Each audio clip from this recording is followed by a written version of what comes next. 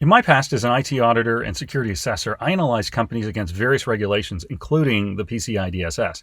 Now, the one audit phase that would comprise most of my time and efforts was the pre-compliance data gathering phase. This step involved mapping out the business, as well as analyzing how well the company understood their enterprise, the assets within, how it functions, the data used, and lastly, the security stack that was supposed to be in place to protect it.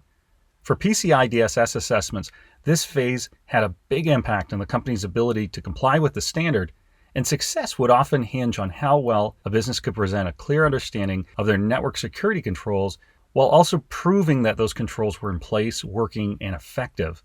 Right from the start of the PCI DSS in Requirement 1, I seldom found an easy or quick path to certify the security controls where enterprise inventory scrutiny and visibility was a factor to success.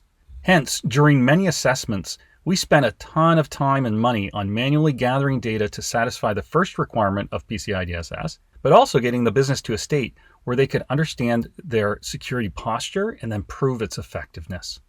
Starting from the top with Requirement 1 of the PCI DSS, it's imperative that I have continuous reportable access to the network security controls throughout my enterprise in order to proactively uncover hygiene, state, configuration, and effectiveness of these critical assets, programs, and solutions, which ensures that my security posture is up to the policy and adequately protecting both my card data environment and the overall business against malicious attacks.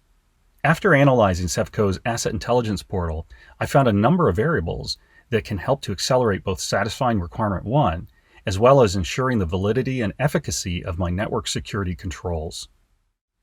As an example, just by implementing the solution, I can immediately see a full inventory of all the systems that I'm actively monitoring across my entire enterprise, along with the endpoint security controls and licensing associated with the entire inventory.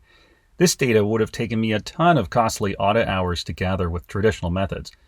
The proactive view helps me meet my assessment goals, providing a proactive, in-depth view of my entire enterprise with its associated card data environment inventory, so that I can answer all those critical questions on my security controls during both the pre-gap analysis and information gathering phase of my PCI DSS assessment.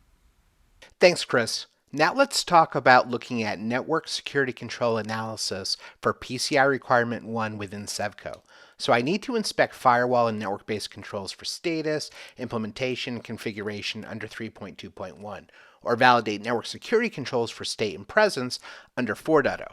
So based on the sources an enterprise uses and the feeds into Sevco, there are many attributes that I can drill down into in real time to inspect and validate network security controls, both for compliance as well as security posture under 3.2.1 and 4.0 of PCI. So for example, here's a quick filtered view of the devices and security controls I need to inspect under Requirement 1.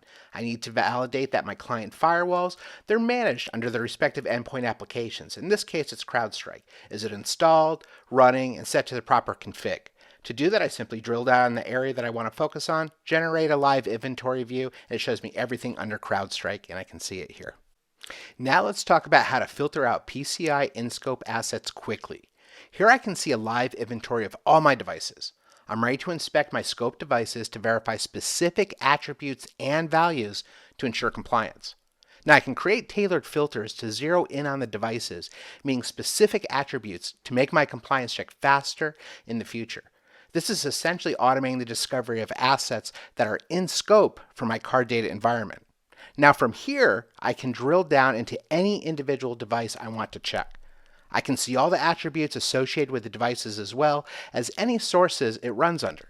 This data will accelerate my PCI DSS Requirement 1 manual checks by providing me a fully targeted inspection of my in-scope devices and assets. Alternatively, to speed up my assets and zero in on specific PCI in-scope devices, this tag filter view shows me all the devices I've tagged as in-scope for my PCI environment, making my analysis of my card data environment more seamless and faster. Finally, let's cover how to validate network security control configurations and policy. Now I can see this device in the detailed view, where I can drill further down into the individual settings, attributes, and status. Now from here, I focus on validating PCI settings for the client firewall or network security controls that I need to check. This is going to satisfy both the requirements for PCI 3.2.1 and 4.0. So to inspect the actual configuration in the policy setting for the network device, I can target and investigate actual raw configuration code for this device, which is really cool. From here, I can focus on critical individual settings for the firewall, such as, is it applied, its policy ID, policy type, and rule set. All the settings I need to verify in order to satisfy both my compliance requirements and ensure that the individual device configuration meets the specific needs to be considered a valid security control.